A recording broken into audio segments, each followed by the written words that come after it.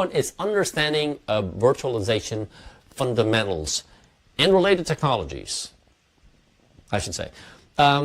It has become kind of like a standard or the go-to approach.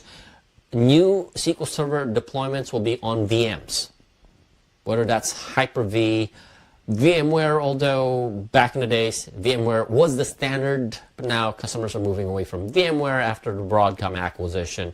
So they're moving to other alternatives. Proxmox is one thing, Nutanix is another, but it's become a go-to platform. Virtualization, that is. Could be on public cloud infrastructures, on-premise private cloud infrastructures, but it has been, like I said, the go-to nowadays.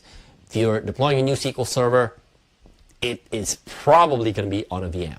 And you, as a DBA, sometimes you don't have visibility of what's going on because they would, the VM admins would just give you the VM.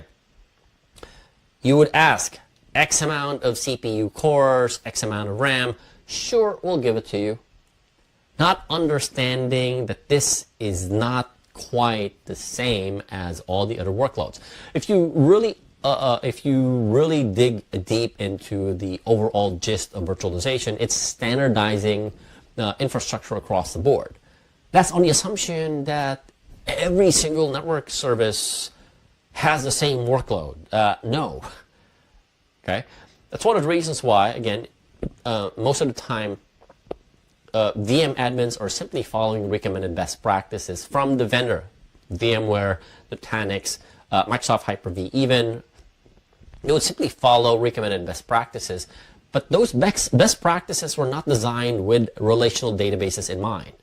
They were designed for network service infrastructures. And so you're looking at web servers, application servers, DNS servers, domain controllers that do not function and have the same performance profile as a relational database.